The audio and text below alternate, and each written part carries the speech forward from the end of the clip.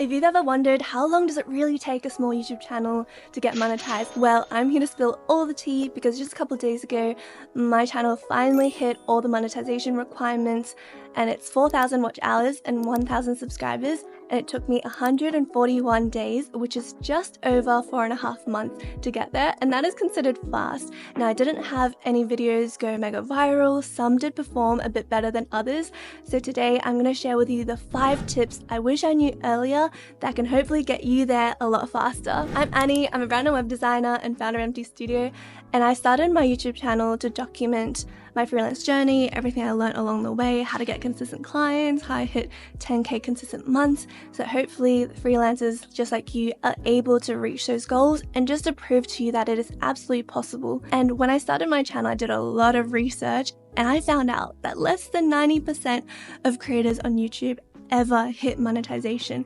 A lot of the times people easily give up, and there's 2 camps when it comes to the timeline of how fast you can get to this milestone. Number 1 is fast growth, and that usually takes 3 to 6 months, and that is when you really post consistent content, at least 1 long form video every single week. You have a niche and your content is dialed in, you're doing everything right. My goal is to get you in that camp so you get monetized in the next 3 to 6 months. And then there's also the slow growth camp, which takes around 1 to 2 years, and that is the norm, honestly, because life happens and it's hard to stay consistent. And the thing is, you can still get monetized that way. You don't have to feel like you have to be on the crunch, especially if you're doing this part-time or casually. But I just want to know that these are the 2 kind of different sorts of expectations, and you just have to align your action with whichever path you want to go down. My number 1 tip for small YouTubers starting out is definitely to have a clear niche. Now, don't stress out, don't worry, I have a very simple process and it's gonna make a lot of sense after this, but look at my channel for a sec. Take a look at these first 3 videos right here. I actually posted them a year ago before I started posting strategically and consistently. This is at the end of 2023. These 3 videos were very spur of the moment. I had no plan. I didn't know who my audience was. I didn't even know what I was going to talk about. I just rambled and then posted it. And the results reflect that. These views actually came after, in the last couple of months of me posting more consistently. But you can see, after I dialed in and asked myself, what do I have some kind of expertise on? And I landed on, okay, I know how to start a freelance business. I know about marketing. I know about sales. I know how to find clients because I've done this for myself. These are topics that I'm actually interested in talking about. Friends ask me who want to start freelancing. They ask me how I did it. And I'm really passionate about talking about it. And I think I can genuinely help people. And so that became my niche. It's just what I know, what is my 10% edge that I know a little bit more about than other people and I'm genuinely interested in and want to talk about. And so this is how I package up my videos. And the second tip is to make your videos binge-worthy. So what does that mean? A little tip is to create playlists. So you can see on my YouTube channel, I have 3 main playlists. And this makes it super clear to viewers who see my videos for the first time that I create videos on freelancing tips. So if you're a freelancer, you're in the right place. And I have one called the Dream Business Starter Guide. If you want to make a living doing what you love, great, you're in the right place. Oh, by the way, if you are a freelancer who's struggling with consistency, with finding your next client, then I have a free upcoming live masterclass where I'm going to walk you through the exact roadmap to hit your first 10K month. And it's actually a lot easier than you think. So scan the QR code or grab the link and save your seat. I'm really excited to see you there. I have seen in my channel that my subscriber growth is a lot faster than average. Usually people hit the watch hours faster than subscribers, but for me, I hit subscribers faster than the 4,000 watch hours. Right now, I'm on 1,700 subscribers as I hit the monetization requirement, but a lot of people, they actually hit the 4,000 watch hours and have to wait a couple of months until their subscriber count catches up. And that is a sign, if you have more subscribers, is that people, they see your content and they see that you are posting consistently about a topic that they're curious about, so they watch all of your other videos, and that is really how you build up watch hours rather than just sporadic different topics here and there all the time. Now it brings us to my next tip, which is the most powerful one and what I attribute all of my success when it comes to accumulating so many watch hours and subscribers so quickly, is really this coincidence that I found out. So if you look at my playlist here, Tech and Gear for Freelancers. This is a little bit different from the other ones, and how I landed on these very successful performing videos. You can see by the views, 42k, 15k, 25k, compared to my other videos, which is on average maybe 1 to 2k if I'm lucky. These ones did so well, and how I came across it was this first one. So 2 months ago, I bought a new MacBook and I waited 5 years to get this, and I was so excited. So I was thinking, okay, I'm filming YouTube videos anyways, I might as well just film an unboxing because I watched a ton of those before I bought. I thought this might be fun. So I went ahead and filmed it, posted it. Within the first week, I'm not kidding, I got 10k views, which is compared to before. So 2 months ago, my average views was probably around 700, 800. This just skyrocketed in comparison. And then personal reasons, I had to return the MacBook because I wasn't really happy with the color. I took advantage of Apple's refund policy and I upgraded some of the specs. So I was like, now I got a different color one. Maybe other people would find this interesting too.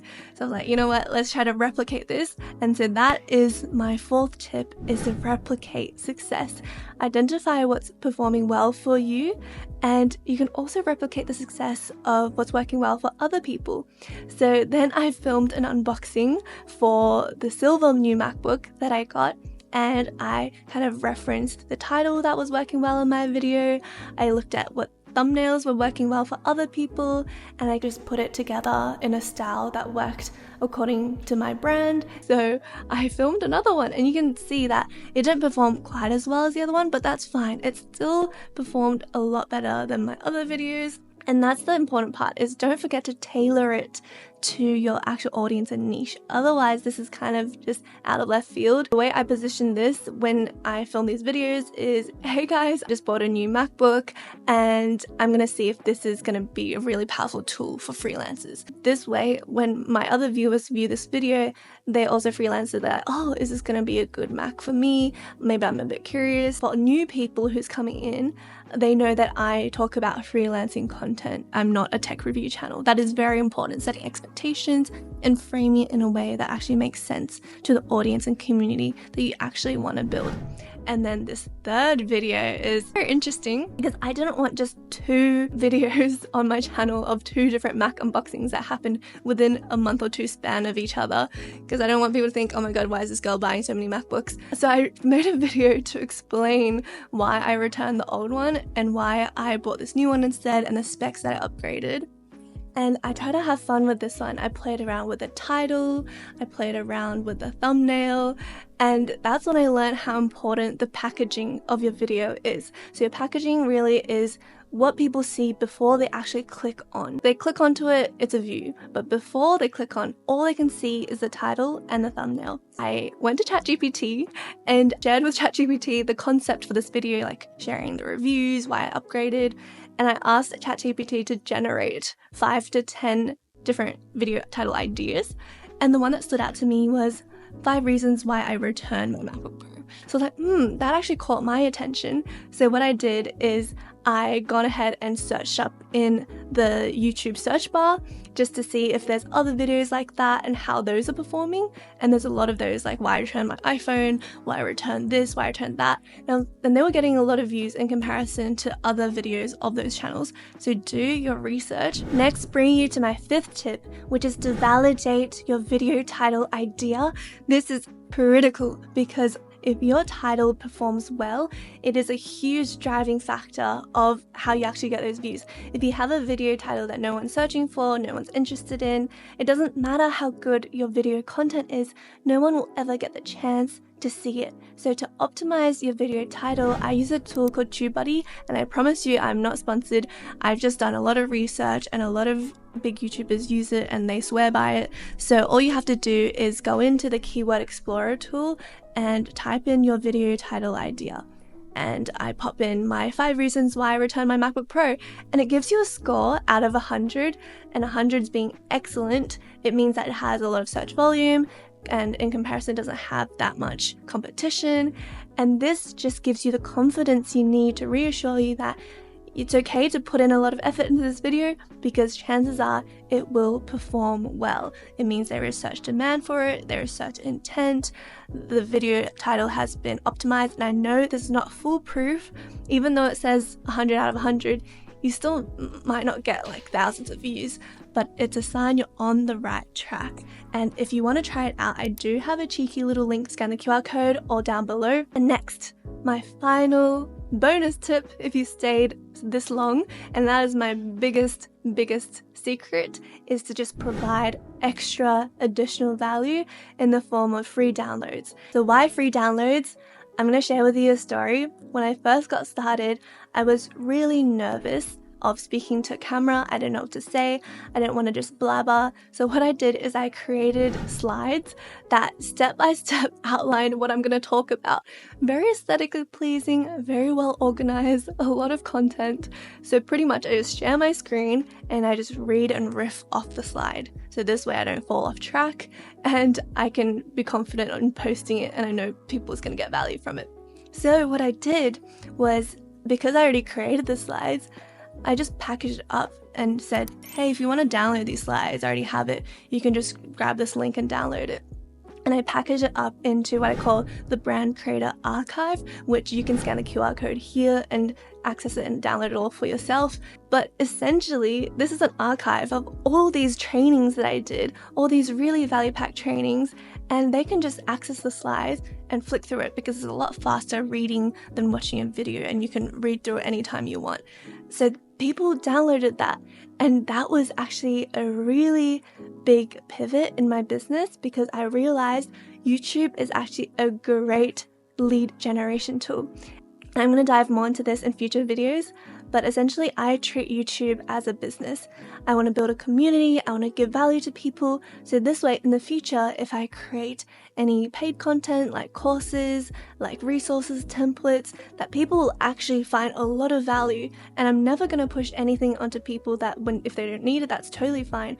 But say if you want a course on how to start your freelance business, I have the people who's geared, curious, ready. When you give people a freebie, what you do is you capture their email and then they are able to get the thing sent to them via email. And then what happens is effectively they've joined your mailing list, and then you can provide even more value to them down the line. In the future, you can also pitch to them your products. They don't have to buy it, but at least they're there and you have a community. You're not dependent on the algorithm to push all of their stuff out. You have a more close-knit community who you know is interested and find value in what you do. So I'd highly recommend, if you're just starting a YouTube channel, you need to start building an email list, and you do so by creating what's called lead magnets, which is these free downloads that's packed full of value. You give it to people, no strings attached, and they just see so much more value in the content you provide. And it's not just 15 minutes, 10 minutes of their time, but they walk away with something tangible that can actually deliver them genuine results. If you found this video helpful, I know you also love this one on the left right here, where I dive into a comparison between Instagram and YouTube and why Instagram is honestly broken for small creators, and why you should invest your energy into YouTube moving forward this year. Thank you so much for tuning in. We also have a podcast, if you prefer listening on the go, called the Brand Creator Podcast, and I'll see you in the next one. Bye.